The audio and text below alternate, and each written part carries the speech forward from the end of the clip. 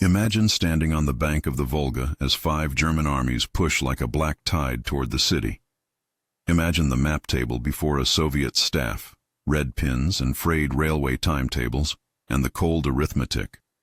In that sector, you have roughly a third of the troops arrayed against an enemy that looks overwhelming on paper.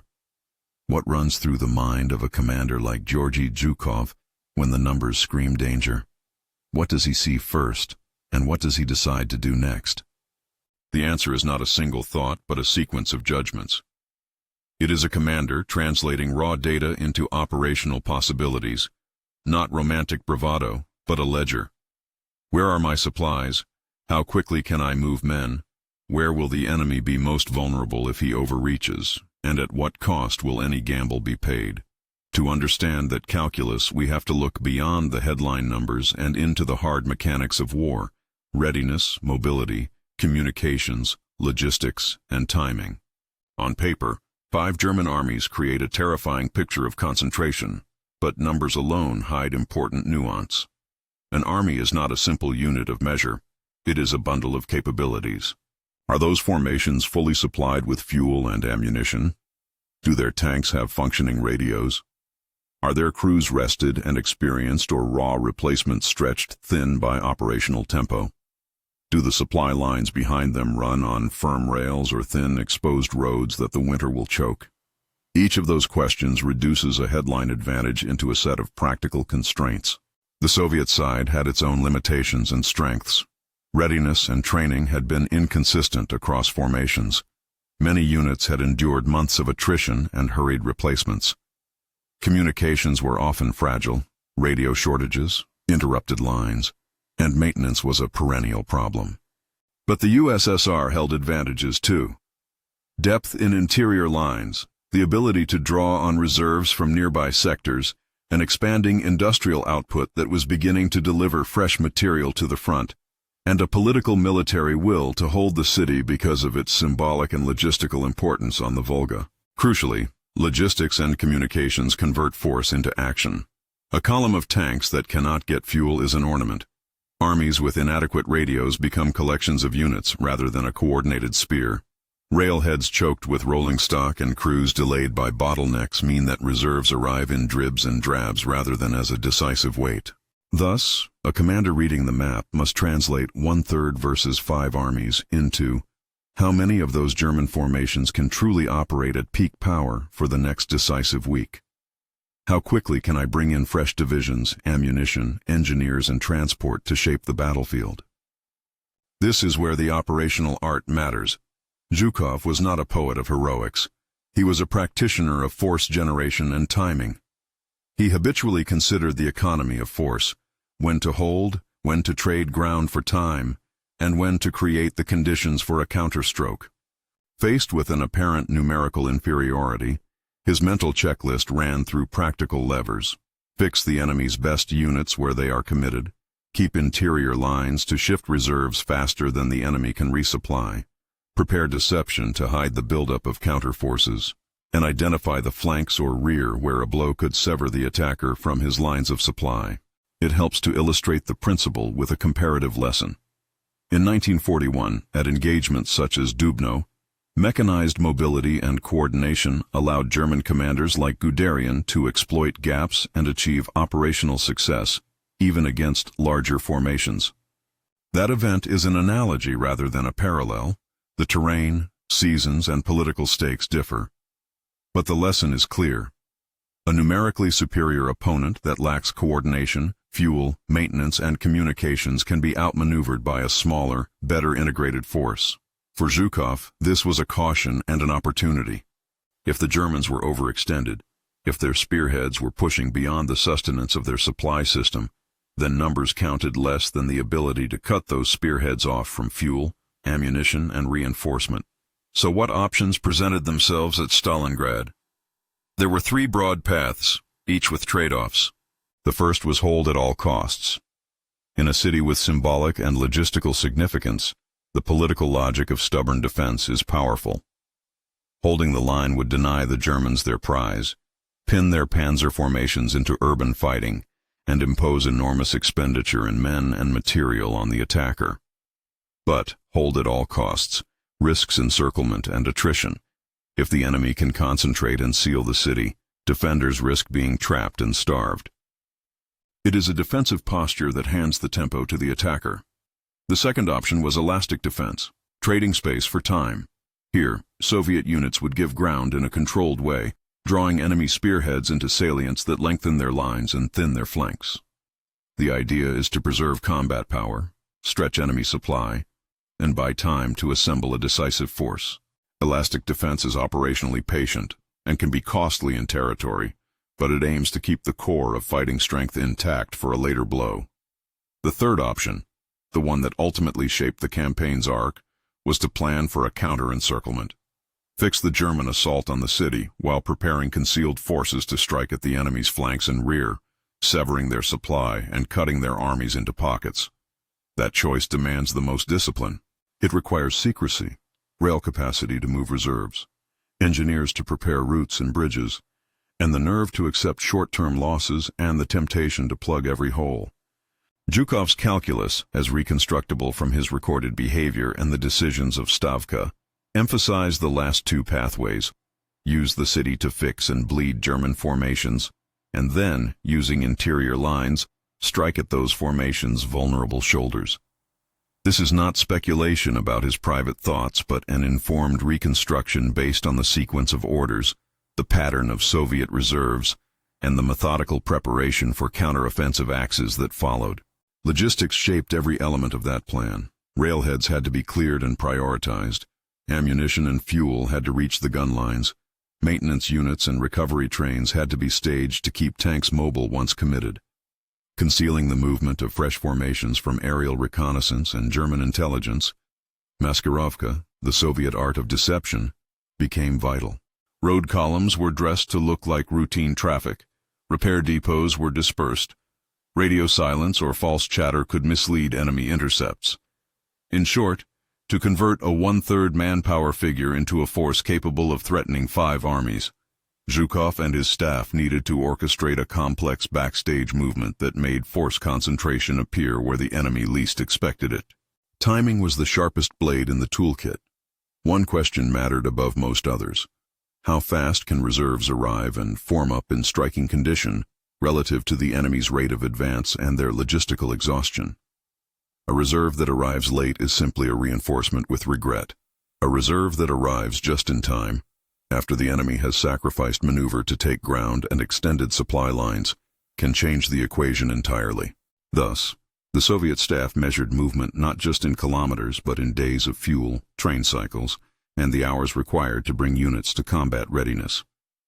Communication and command cohesion were equally decisive. The Germans, for all their tactical brilliance, sometimes paid a price for their decentralized initiative when logistics and coordination could not keep pace. Radios, staff procedures, and the availability of experienced officers meant more than raw numbers. A German tank regiment with an effective radio link and coordinated supporting artillery could punch through a larger mass of poorly directed formations. Zhukov therefore placed emphasis on creating coherent operational zones where his own artillery, aviation, and armored units could be coordinated to a common plan. A difficult task when units were arriving piecemeal. Deception and feints played their part in shaping the enemy's perception.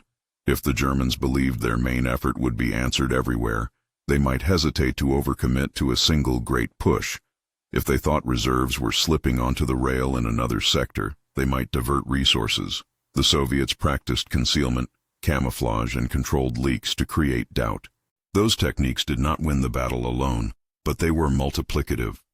A concealed buildup, moved by rail and hidden in folds of terrain, could suddenly convert a local parity into a strategic advantage. There is also the psychological dimension. For a commander seeing 5 armies opposite a single third force, maintaining morale and clarity of purpose is itself a resource. Orders that are crisp, priorities that are clear, and a staff that can focus on a handful of decisive objectives prevent paralysis. Zhukov's reputation for demanding clarity and for preferring operational simplicity, concentrate on decisive axes rather than diffuse counterattacks, helped his subordinates align around one plan rather than dissipate effort in reactive moves. Now consider the Germans' vulnerabilities in more concrete terms. The very success of their initial thrusts created systemic stress, extended supply lines, overworked maintenance crews, and the wear on vehicles and men. Fuel consumption rates for a panzer division on an offensive are not academic. When fuel becomes scarce, tactical mobility evaporates. When maintenance cannot recover disabled vehicles quickly, the numerical advantage in tanks begins to dwindle. Moreover, mechanized units are hungry for spare parts, trained crews, and recovery services. Things that are not visible on most battle maps, but that determine sustainability. The Soviets knew this. They knew that if they could keep the enemy engaged, force him to consume fuel and ammunition, and then hit the exposed flanks and rear, the operational balance could tip. The decisive moment in this kind of campaign is rarely romantic. It is an accumulation of friction and opportunity. A supply train stalled at a washed-out bridge, a panzer column forced onto a single road, the arrival of a fresh rifle division on a flank, a night march that positions mechanized corps on an axis the enemy discounted. Zhukov's strategic choice, to prepare for an encirclement while allowing the Germans to become deeper and more vulnerable, required a cold acceptance of short-term risk for the sake of a strategic payoff. What happened in Stalingrad is the functioning of that logic. Soviet defenses in the city and along the Don fixed German forces, drawing them into costly urban fighting and grinding attrition. Behind that fixed front, Soviet planners prepared the axes for a double pincer aimed at the vulnerable shoulders of the German grouping. Rail convoys, troop movements masked and timed, engineer work to ensure crossing points. These were the scores of small actions that enabled a sudden strategic capability to pivot from defense to offense and cut the Germans off from their lines of communication. Operation Uranus, as a name, describes the strategic outcome, the encirclement and isolation of German formations that had overreached. Zhukov's fingerprints are visible in the insistence on concealment, the orchestration of reserves by rail, and the decision to strike at the less protected enemy flanks manned by allies with lower cohesion. All elements of an operational plan that turned a fearful strategic picture into a mechanism of strategic reversal. We should be careful in claiming causality. No single mind wins a campaign, and many officers and staff contributed. But the arc of decisions and the pattern of Soviet planning are consistent with Zhukov's operational frame. Convert fixing into encirclement. Move reserves fast and secretly.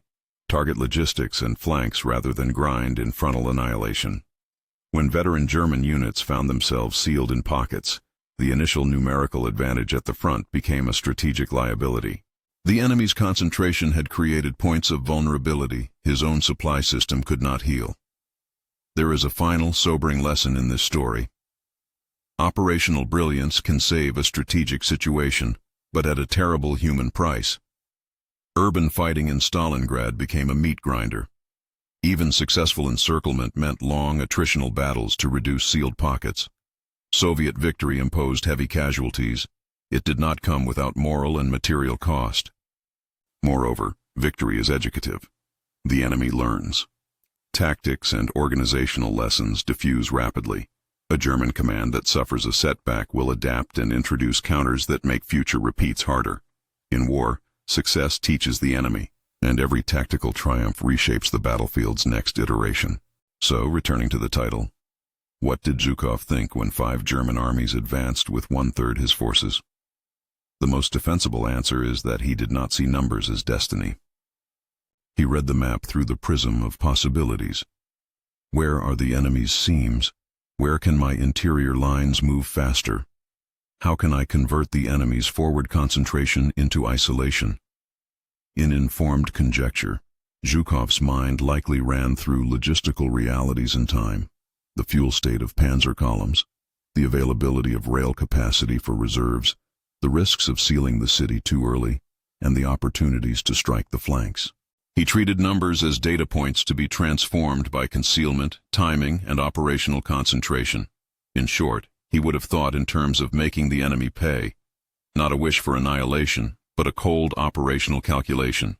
Let them overextend, force them into a posture where their numbers become a liability, then use interior lines, disguised reserves, and precise timing to convert strategic danger into strategic advantage. That is the sober, stern arithmetic of operational art. Not heroic certainty, but a disciplined willingness to accept short-term risk and severe cost for the chance of strategic reversal. What does that tell us beyond the campaign itself? It is a lesson for strategists and students of warfare. Numerical superiority must be assessed against the axes of logistics, communication, maintenance, and morale. Mobility and coordination can make smaller forces decisive. Conversely, tactical success can sow seeds of future vulnerability. Commanders who appreciate that are not simply fighting battles, they are shaping time, traffic, and perception.